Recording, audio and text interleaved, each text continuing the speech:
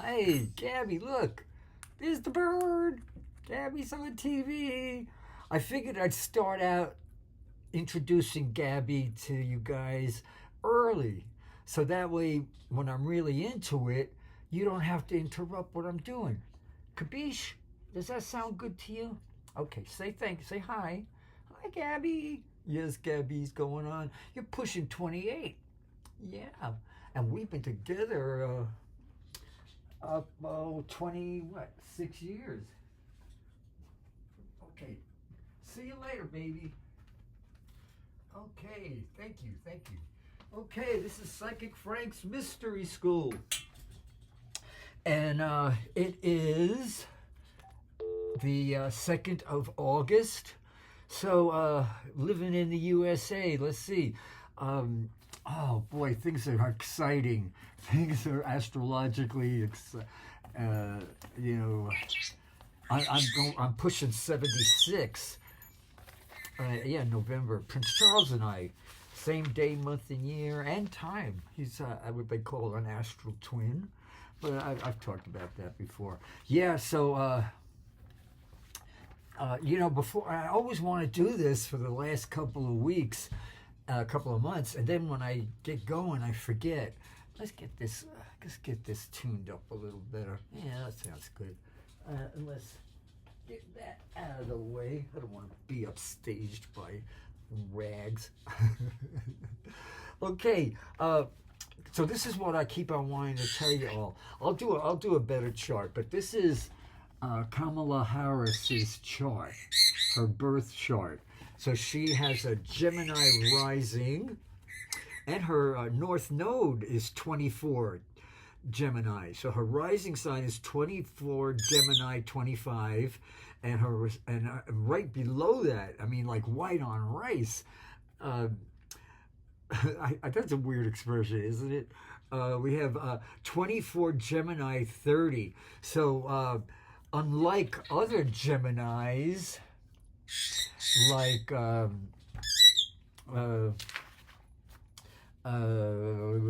Donald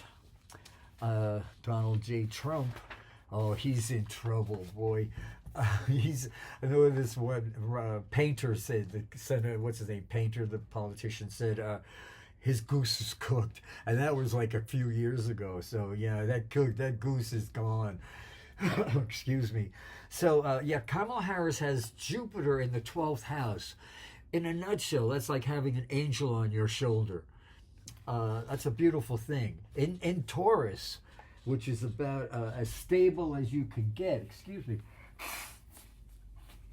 So she is literally a stable genius. Oh, excuse me, please. I have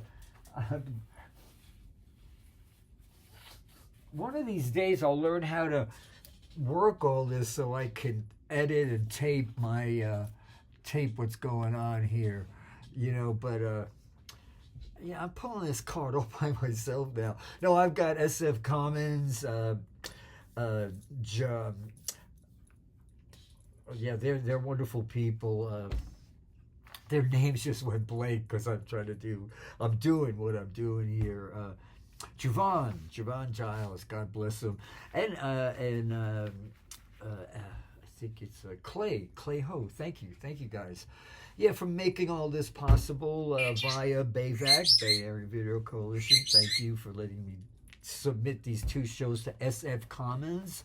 The city doesn't appreciate us. City Hall just doesn't get SF Commons, or we'd be getting a lot more funding. They'd be forcing Comcast to tag our shows like Psychic Frank on it, or Jane Joe, whatever you got, going on, because they with the media owning, the 1% owning all media, even our local news has got that nothing, no originality. It's all bullshit for the masses, huh? Just like religion. But, I just answered my own question. Why SF Commons is on life support. I mean, we still exist, but just help us. Yeah, just spread the word that there's some good stuff on SF Commons. We're not going to get into that, though. Oh, and her south node is Kamala Harris we're talking about now is Sagittarius. The rising sign, you send it. The rising sign is when you took your breath, when you took your first breath, you inhaled whatever constellation was coming up on the horizon. And we have Gemini. Gemini was Kamala Harris breathed in. Mercury is Gemini air. Gemini's Mercury's the communications guy. Yeah, so and in descendant, she's got Jupiter ruled Sag, which is totally optimistic, having the South Node and optimist and Jupiter rules Sag. So there's that liberty. Jupiter's all about justice. Justice Jupiter. There's a saying by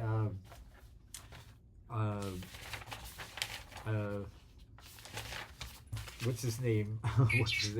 Thomas Jefferson. I left it out here so I wouldn't have to scramble for it, and now I'm scrambling for it. But it's, here it is. Thomas Jefferson said, "Indeed, I tremble for my country when I reflect that God is just." So somebody's going to get their just dessert. And it's going to happen because this year Jupiter's in Gemini. Every 12 years you get Jupiter in Gemini. So so the ruler of Kamala's rising sign, Gemini, is on election day, Jupiter will be retrograde 16, 17 degrees Gemini. And in the United States of America, all this Gemini energy would be happening on her Mars, very close to just entering her 7th house. And her Mars, and the United States Mars is, this is beautiful. It's set up like a bowling pin. And Donald Trump, you got to pity somebody, He's going for now, he's about as subtle as a cement mixer. He's so transparent. This all this tantrums he's pulling and everything. He's either going for insanity clause, or there's no Santa Claus. No, insanity clause, or he knows that former prosecutor, once a prosecutor, always a prosecutor, and she was the most brilliant in that. And then Smith can go ahead with all that espionage, selling documents. It's going to be literally a tsunami. We're going to put the United States here and Kamala here. A tsunami of truths. A tsunami of truths. A feisty time will happen. It builds energy builds starting the 10th of August, the 12th, and then it's right after the 12th we have Mars sextiling. It's a really sweet thing. They're really flowing, and also a little completion act there. That's more a trine, but a sextile is a lot of completion stuff going on to Pluto. Pluto, which is still getting ready, retrograde now, getting ready in September to back up into Capricorn for the last time in 570 something, 50, whatever, a long time. And then from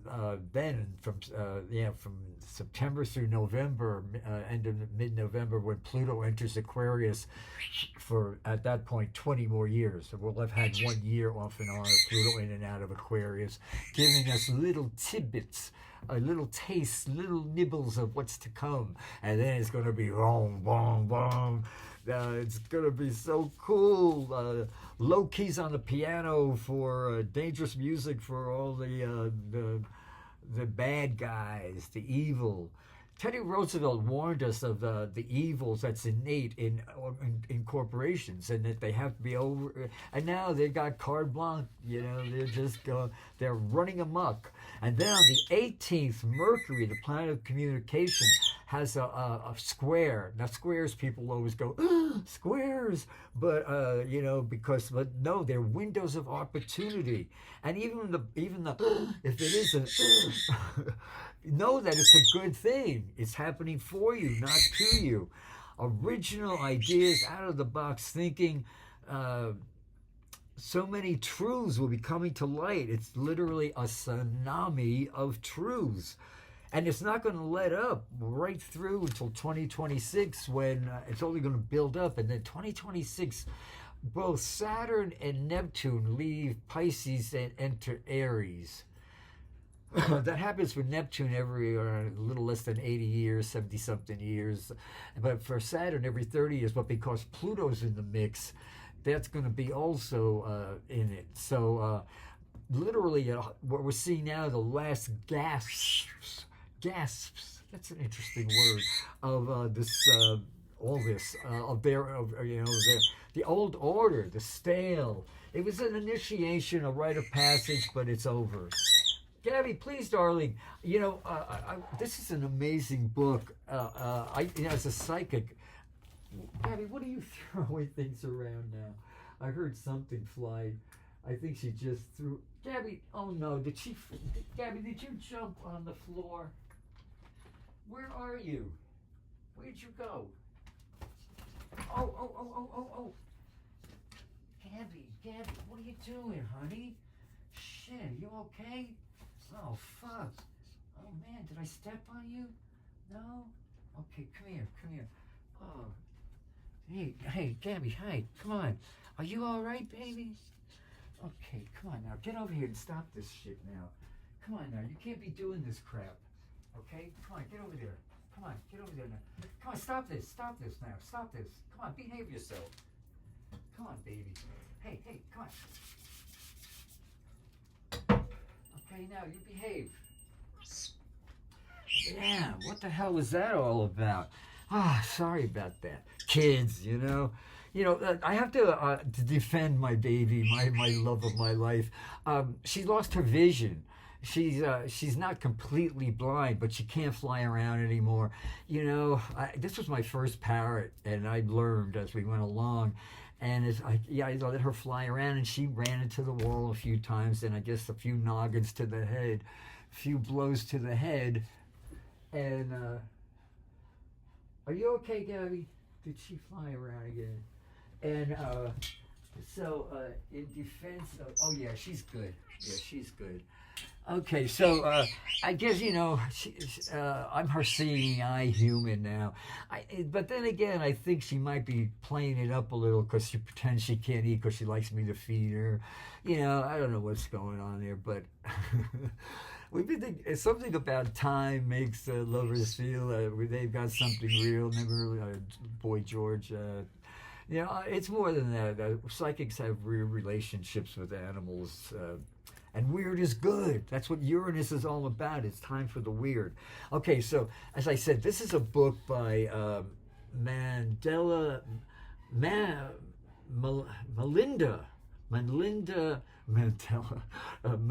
Lee Holm, Holm, called Your Tarot Guide. I have like a dozen books on the tarot cards because I read them all. And some. Okay, whoa. I'm taking the show. Okay, half an hour. Yeah. Okay, so I've been trying to tape this show for all morning, and there's always something happening. And I said, I'm going to do this. I'm going to get this done.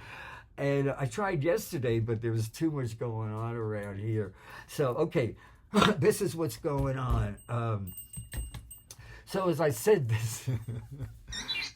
I should have a reality show, the life of a psychic in a world that doesn't believe in psychics. Or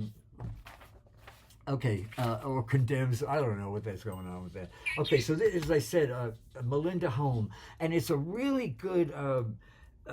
She's got a gift of very with words that I wish I had, but I have other gifts, and what I do is I read all these, I've been doing this going on 40, 50 years, and I'm always learning. And so, I remember it was like, 30 years ago, I was thinking this morning about what I was going to talk to you guys about. And this woman in LA heard about me and from the Waldorf school or something. And she said, oh yeah, I heard some good things about you. And her mother had passed on a few months earlier, and she said, and we're having trouble finding this satchel with all these important documents in it, and I said, okay, and I got into my little, where I go, my non-local space, and and into the reading. I said, immediately I turned over a card, and it was like a switchboard operator plugging into a switchboard, and all of a sudden you get all, like, you could hear crystal clear the message, and I said, well, you of course, she had said several times, we looked everywhere, every closet, everywhere you could find. And then I said, oh no, there's a top, it's a big house. I said, because I just imagined that, because I was seeing it was, I said, I didn't even ask. I saw it was a 3-story house. I said, no, there's a room, a guest room that was hardly ever used for storage or something. And it was in the top closet there. And she said, well, thank you. And then I was around a few days. The next day I got a call. I can't remember the exact. I remember the gist of it, and there they found it. So as I said, you're not going to get that in any book. That's so in a way, tarot cards are like a training wheels, and I love my training wheels. I love the whole touching them, the pictures and everything. In one of my last readings, I found this up in the hate, and it had, I am not afraid. I am what people fear. And I said, well, people might interpret that wrong, but like most things they would. No, it means they're afraid of the truth. The Ace of Swords, that's what this reminds me of, brings the gift of divine reason, clarity, cuts through the fog of confusion, letting the light of truth flood in. You are a conduit for this truth. It flows through you and out into the world, shining on those around you, illuminating messages that need to be seen and heard. Fortunately, this card offers clarity and communication as well as vision. Yeah, so I thought, yeah, that's why, as I said, people are afraid of me. But I don't. Why should you be afraid of the truth? The truth will set you free. The truth is beautiful. It's inconvenient at first, and oh yeah, and one of the biggest gasps when you get to tarot cards is the let me get to it, the death card. Oh yeah, people see that and they get really frightened. It has, death teaches us to let go of the fantasy of permanence. Gabby, yes, darling, you are okay, sweetheart. I love you, baby. God. Yes, sweetheart, baby. Don't try to jump off that cage anymore, okay? She scares me when she does that. Death teaches us to let go of the fantasy of permanence and accept the temporal nature of life on Earth. In order for new life to emerge, space must be cleared by death. This is true in our ecosystem and also in our jobs, relationships, and homes. Mourn the loss of what was, then turn to welcome and celebrate what will be. What it was, what it is, what it shall be. Don't fear the Reaper. While death is one of the most dreaded cards of the deck for those unfamiliar with the tarot, it is only truly a blessing in any reading. Death does not necessarily indicate an abrupt or total end. In most cases, there is something getting in the way of the evolution of a situation that needs to be released. Once this is done, a new blossoming can begin. Death will pick you up, spin you around, and drop you down deeper in your own life. And we are literally coming to the precipice of our precious democracy. And then another one I think I like a lot is the death card, the devil card. Yeah, 13. What is that? Not 13 is death, but the devil card. Which one is the devil card? 15. Oh, the tower. Yeah, people go nuts for the tower. That really scares them, and I love it because I'm all about I've been whining this revolution since before John Lennon. Since John Lennon was singing I Want to Hold Your Hand. The tower teaches us to break down long-standing beliefs that have solidified into false truths. The image of the tower, tall and looming, impenetrable, represents ideas and rules we believe are standard and unchangeable. When you shrug, sigh, and say, oh, that's just the way it is, you've come up against the tower. When the tower card visits, it's time to tear down the tower. Like I said in this, Selma back, this kid on a PBS special said, if you, they wouldn't let us sit at the table, so we're tearing the legs off the effing table, you know, so, and then we'll end with the devil card. Yeah, that's that one that always, you know, strikes fear into people. Let's get the devil out of the way there. The devil teaches us to find where we are limiting ourselves, because there's no hell. Hell's a threat, heaven's a bribe. People think there's a hell that worse than what goes on this planet? Come on, man. Wake up and smell the avocados. I don't know. The devil teaches us to find where we are, limiting ourselves to break free. Our greatest barriers often come from within. Buddha said, no one can hurt you more than your own inner thoughts there. Thoughts are cell tissue, man. Fear, shame, and regret all seep into our beliefs about ourselves and our abilities to keep us from reaching our full potential. We can choose to live under the weight of self-suppression, or we can wrest control from the devils of our own making and take our power back. Playing the victim, helplessness can be seductive. It absolves us of responsibility and allows us to blame others for our difficulties. I think it makes us blasé. The devil alerts us to areas we have power over that we are not exercising. Voting. This does not mean that our lives are free from actual limits or even oppression. It means that we do everything we can to live life to the fullest in spite of them. Thank you, Melinda. You know, before we go any further, you know, the angels, you know, the veil is so thin, they rule my world. And I found this book. It's called The Rag and Bone Shop of the Heart. Poems for Men. Robert Bly, James Hillman, and Michael Meade, M-E-A-D-E, are the editors. But it's got like everybody on it. And you know, Rainbow Grocery has this metal table in front of it south of Market here in San Francisco. And I walk down there at least once a day, back and forth. I always need something.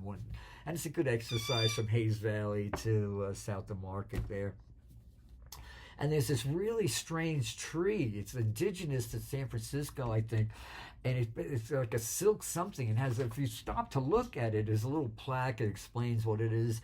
It's a very rare tree. And I always, you can't really hug it because of all the things around it. You can't really get to it. So it's not like a huggable tree. But you can hug with your eyes and your mind. You can like send like love to it. So I do that all the time. I've been doing that for the last 30-something years.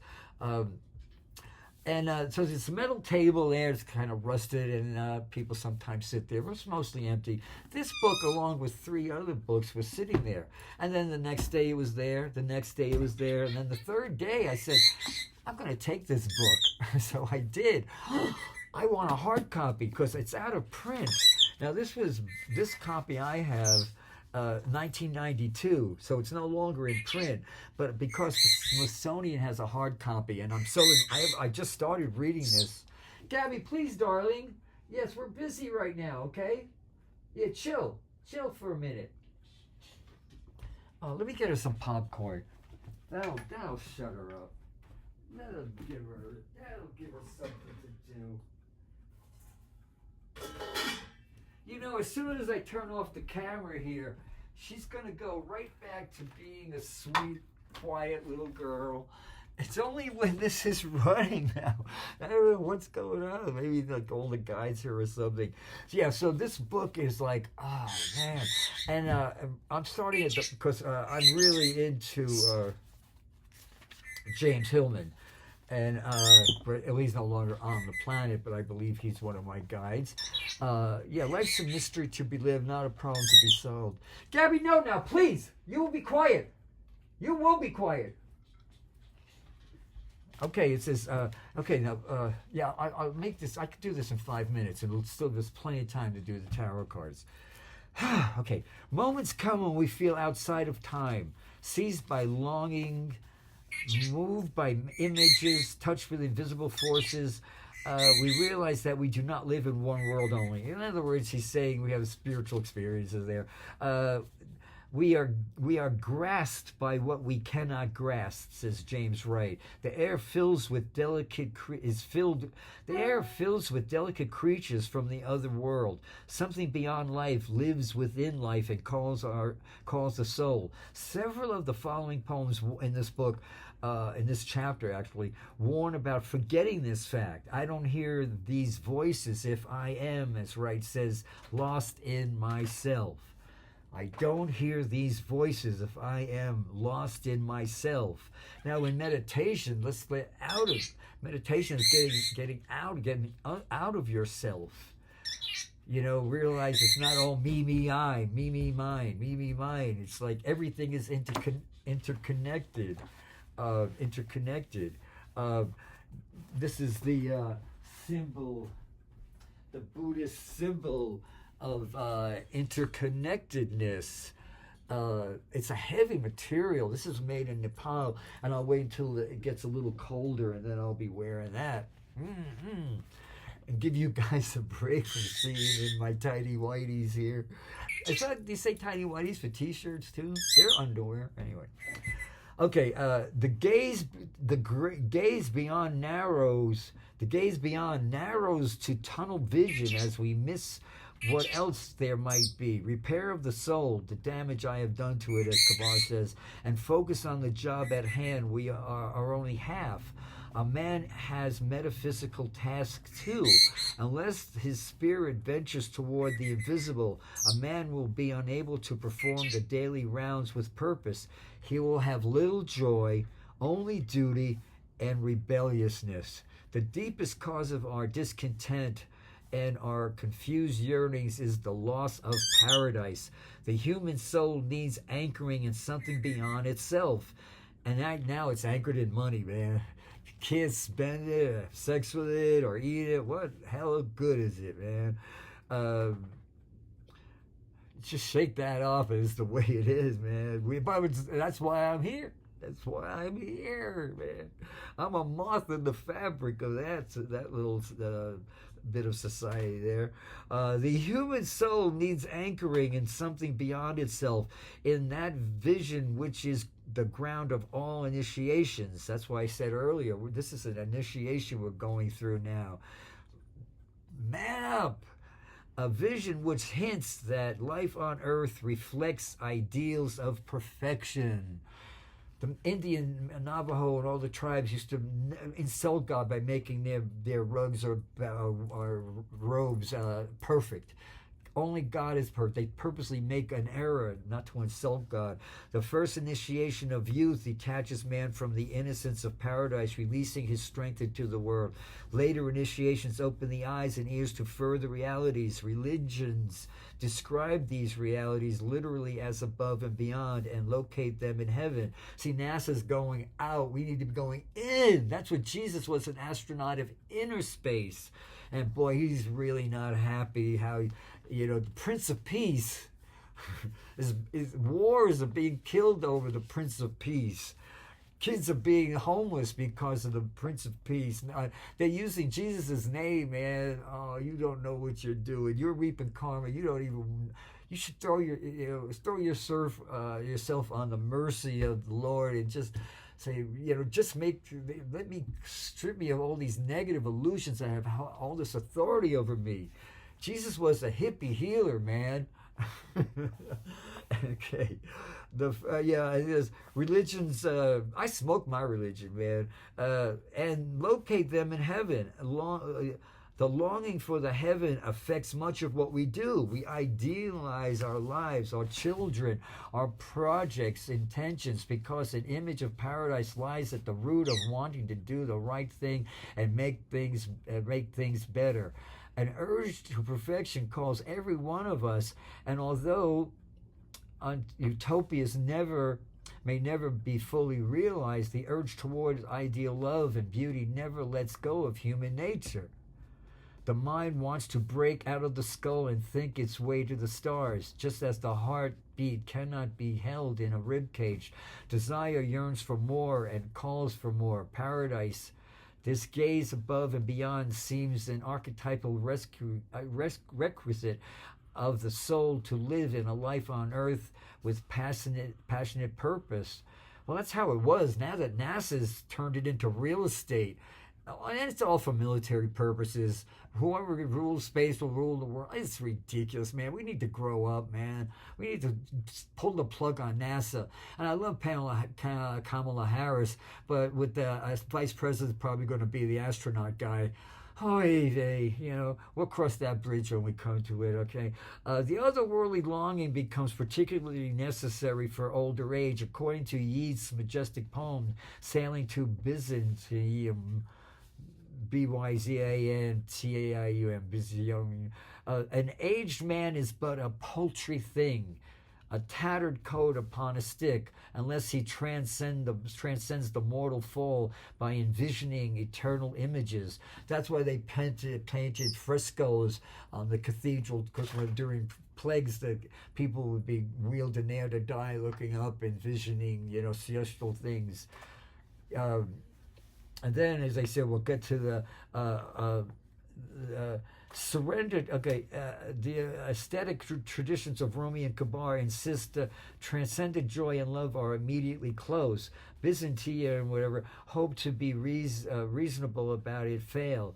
These schools teach work of loss and surrender, thinking that also a lifting. Emily Dickinson also speaks of surrender. Surrender to what? First of all, surrender to the yearning itself, which the Greeks call pathos and the German romantics call Schmidt something. This 418, it's on page 418, and this disciplines desire by not fulfilling it. We learn that this longing cannot be satisfied. This is not meant to be satisfied because the soul gazes beyond toward paradise. So the yearning keeps the soul in growing orbits, which move out of the things of the world, searching, asking, risking, even if we do not reach it. Oh man, this is beautiful. You see why I had to call the Opera Plaza place the bookstore. I said I have to have a hard copy. I need and I won't underline in that one. That'll be because I could be spending the next how old am I now? 76. The next 76 years reading and this is a prayer right here. And then it says, at some point, however, we furl, F-U-R-L, the sails, and let the questing come to rest. It becomes less a matter of seeking paradise than of receiving its gifts. Our cup is upside down, man. We won't turn our cup up. We're afraid. Because they've told the dog, if you try to get out, it'll get a shock. And it did get a shock, so now it doesn't even try anymore. No, you get my drift, man. Okay, so perhaps this too is a surrender. He says, paradise, and then of receiving its gifts. Perhaps this too is a surrender.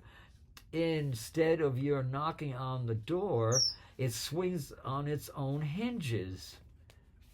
I talked about hinges, how they're not very romantic, but where would we be without them? You couldn't enter into a building without breaking a wall down. I'm a hinge. I like being a hinge. Or maybe you and the door both unhinged, no longer on a journey. You are simply at home waiting for guests. So the great mystical philosopher Plato, P-L-O-T, Plotinus, speaking of his relation with the figures of paradise, quote unquote, said, "It is for them to come to me, not for me to go to them." I think he is saying, you don't wheel yourself upward and out of this world with aesthetic struggles, rather than keeping alert for visitations, even in this concrete world full of souls, as Dylan sings. So, yeah, this validates so much for me. Oh, God bless it. Yeah, so it's called The Rag and Bone Shop of the Heart, Poems for Men. Obviously, women like it too, I imagine. Okay, so, oh, good, we have plenty of time now. Let's get the cards going. Okay, okay, so on the 18th of this month now, just a few weeks, a week or so, that's when, yeah, but right off the bat now, starting from the 10th and going, only building up through the 12th, Mars sextiling Pluto. Yeah, Mars is currently in Gemini now, in the same sign as Jupiter. And election day, Mars will be in Gemini, and Jupiter, Gemini rules. Well, we're going to talk about that later there, because there's this whole thing about yeah, I remember when Donald Trump won the election in 2016. Early that morning, Mars went into Aquarius. No astrologers ever picked up on that. Maybe if they did, they didn't mention it. I saw it. And I every big election since then, even if it wasn't the presidential one, I kept my eye on Mars. And on election day of 2024, November, it's important to vote. Don't say, oh, don't be lazy and blasé. Oh, it's going to happen. Don't you want to be part of good karma history there?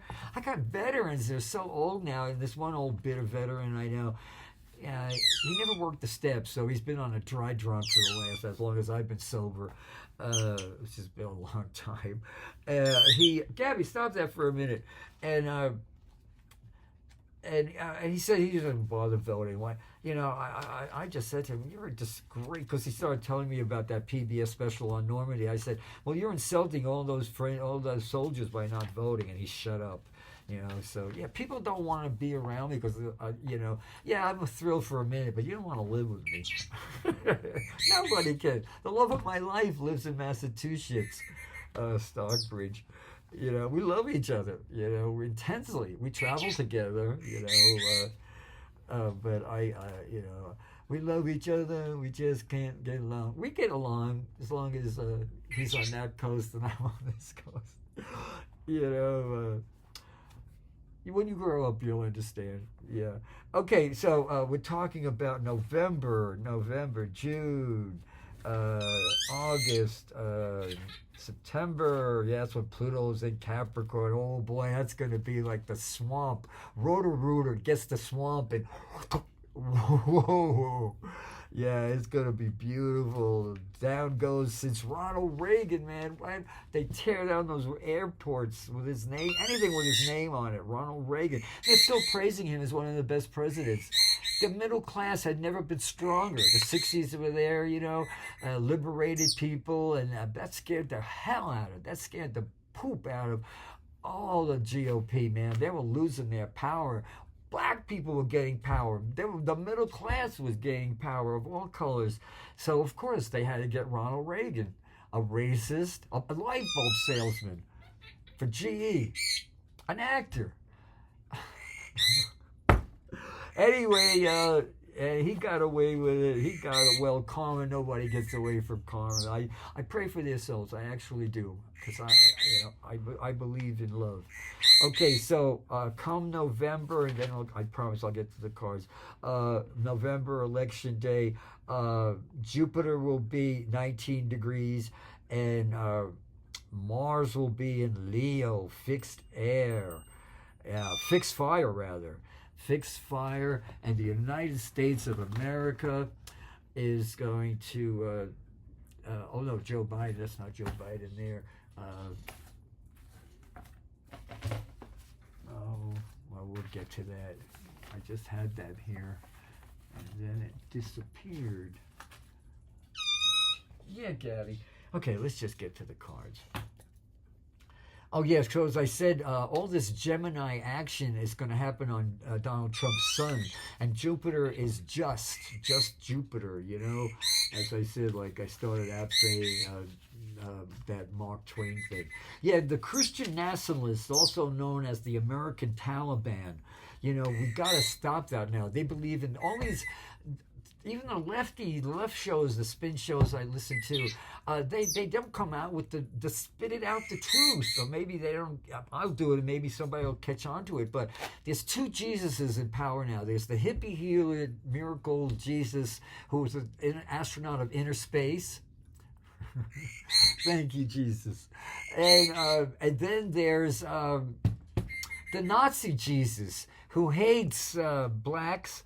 Jesus was a foreigner. He didn't speak English. He ran around with 12 guys. He was buddies around with fag-hag women who sometimes were prostitutes. You know, he threw the table over at the tag. I mean, he had a temper. He was a human being who transcended his. We all have that in us. He wasn't God's son any more than we all are. Capiche? Okay, so as I said, keep in mind now, these evangelicals, the Christian, they literally want to make, and they've got the power now, the money and the political people in power to make it happen, but it'll never happen because the angels won't let it. But they literally want to make this a Christian, a Nazi, an American Taliban. It's Sharia law. It's Sharia law. And this Project 25 is Sharia law on steroids. It's right of Sharia law. It wants to open up concentration camps and shit like that. I mean, this is all real. And this is just dumb Vance. Whoopi Goldberg came up with that. Just dumb Vance. There's Gabby. There's the bird. That's the pretty one right there. Okay, I'm going to cut the cards now for y'all, and I'm going to do the 6 cards for you and see what your collective guides want you all to hear. Okay, let me get into my center now. Okay. Remember, AH is a prayer. 1 card reading is a prayer, is a whole reading. And then you get the second. If you want more detail, you pick a second card. Okay, so let's pick a card for... Okay, this is how we're feeling about ourselves collectively and what we want most right now, what we're fearing, what's going on for us, what's going on against us, and let's get into the center here and what's going on, the likely final outcome. For right now, what we got going on is things are better here than you think. That's why we need to travel. You know, even back in the 70s when I went through Guatemala, I never wanted to go east. I always wanted to go that direction. Hawaii, and I got to now just look around in San Francisco. The poverty, I mean, the hunger thing in this city alone is happening. So as I said, bless what we have, and there's no shortage of money. It's how it's distributed. Yeah, there was no trickle down. That was 50 years ago now. I was around then. I hated it then. And now I say, well, they'll figure it out. And I guess it's time now. But just bless now what we have, and more things are being, because again, this is what I was saying earlier about don't pray for things, be receptive for what's yours. Jah will be done for you. Once you realize I want to will God's will, everything comes to you you would ever dream of having. You'll be happier than you ever thought you would be. Man can do as he will, but he can't will as he will. Einstein quoted Schopenhauer there. Okay, well, what we want most right now, money. But money's easy to make. Doing it with integrity, see, that's where it gets really interesting and colorful. People will sell their soul. They'll still kill their own mother for $1 these days. Grifters, man. Donald Trump has killed so many people for money. His wife was off by the Russian mob. Joan Rivers, the KGB. You don't think Joan Rivers would have blown a Russian herself? Would have blown? No, she was on the Russian shit list for a long time. Okay, what we have now, this is how we're feeling about ourselves. Is we want that we don't want that channel to run out. Here's our fears now. Love, you know, our heart. Believe me, your heart can handle more love than you can imagine. It's to lasting. The more, this whole thing that I can't handle that much. No, you can handle more love than you can handle. You can handle it, man. You've been led to believe you can't by people who wanted to possess you. Okay, what's going on for us now? We're waking up now. We're starting to take the power back. Oh, it's easy to give it away. Don't vote. Give it away. Give the power away. Who cares? It's hopeless. Cynics rule. No. Now we're waking up and saying, Jesus Christ, man. We got the period of lily, the passion of the rose behind us. Christ will give you strength so you won't lose heart along the way. Buddha was a Christ conscious. Christ consciousness wasn't only for this chosen. And by the way, what right does anybody have to be called? Theirs is the only religion for the chosen ones. You want to be chosen, just choose yourself. I do it every day. I look in the mirror and go, you the man, Frank, you the man. I did give my power away. I got sort of sucked up in wanting to fit in. I'm loved and understood, cared for, loved and understood by the universe. So I don't give crap who doesn't understand me. The universe understands me. I'm lucky if I understand myself. It's taken me close to 76 years to, Prince Charles and I were born the same day, month, and year, and time. Kathy Acker was living in London, and we would talk about that a lot. I'm in her book, the book Jason McBride wrote. It was only after Kathy died I decided to develop that was in 97. Yeah, my best friend, Kathy, boyfriend, girlfriend, and my dog all died within a few months of each other. My life literally fell apart, and that's when I found myself going through the side door into activism, getting involved with Access of Love. And then I realized just recently, over the last year, that I'm a healer, an activist. If you're a healer, if you healed yourself from cancer, you're a healer, man. Once again, Audrey Lorde, Lorde, a black woman who passed on in 92, November 14th, 92. That's my birthday, November 14th. Yeah, she goes, when I dare to be powerful, to use my strength in the service of my vision, then it becomes less and less important whether I am afraid. Caring for myself is not self-indulgence. It is self-preservation, and that is an act of political warfare, an act of survival. When you realize, choosing your diet is how do I plan my meals so I make sure I'm not continuing to poison myself. This is the despair you find when you're fighting cancer, and all these other diseases that come from the brainworms. Direct-to-consumer TV will put on the TV ads. They don't tell you, they're pushing pills and the side effects. It's insanity how we live in a government now. No other country, I think New Zealand, I don't understand that. Otherwise, I like New Zealand. And the United States of America. No other country allows, thanks to Bill Clinton, that slime bucket Libra, we have paid direct. We need to get, Kamala Harris knows there's alternative healings now. And let's hope, now that we got a brainiac there, and even if she gets an astronaut as her vice president, I think what she realizes we're as far out of space as we're ever going to get, and our survival as a species means we got to go inner space. We got to totally become inner space. Okay, so what's going on against us is we're afraid of Saturn. We're afraid of somehow Saturn's going to hurt us. Or so. This is a good card, and it also, people got gasped when they see it, like, oh, Saturn, the Emperor. The Emperor teaches us that leadership is an art, not a science. We all express leadership in our own personal way, drawing on individual strengths and gifts. It is not enough to demand or provoke action. We must find how to best inspire others to join us in pursuing and actualizing our vision. The highest incarnation of Emperor energy is a cunning commander whose primary objective is the well-being of all. And I believe Kamala Harris is that. When a projection spread, the Emperor signals a time when we are called to stand up and take charge. You cannot watch from the sidelines waiting for something to happen. You are the something. You make it happen. How you take charge is up to you. You could use this time to make a big public pronouncement of your might, shift your mindset, quietly directing how you spend your time and energy. No matter what you do, people will follow your lead.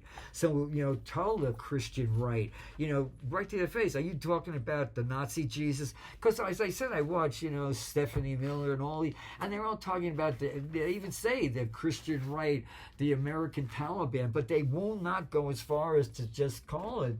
There's the Jesus that is well and alive, that's a Nazi Jesus.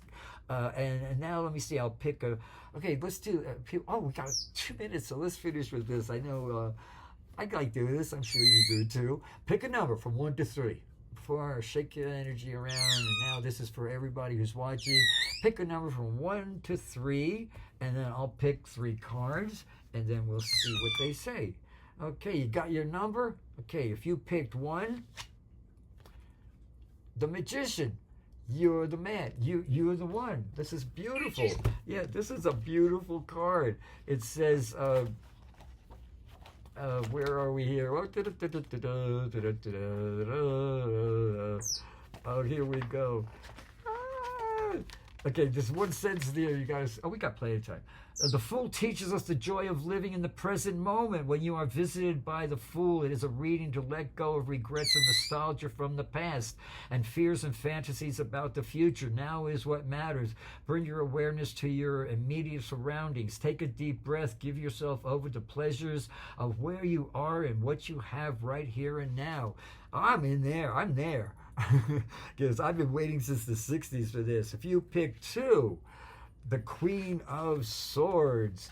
Swords are mind, and the Queen of Swords is, what page here? Here we go. The heart longs to be heard. Listen closely to her. Let her speak. The Queen of Swords encourages emotional expression and understanding, both internal and external. Breakthroughs in long-standing confusion patterns are possible. Awkward conversations can be handled gracefully with parties maintaining their dignity. This can cut through all that crap. And now if you pick 3, we have the battle's over, the 9 of Wands. Okay, well, we only got a few more seconds here, but just to give you, why not give it away? You have become master of your own craft, and like all true masters, you continually stretch the limits of what is possible in your medium. Keep experimenting to keep your work vital and your creative brain elastic. Your work contributes to a larger body of knowledge and experience. You're all magical beings. God bless you. I love you. I'll be back in 2 weeks. Let it shine.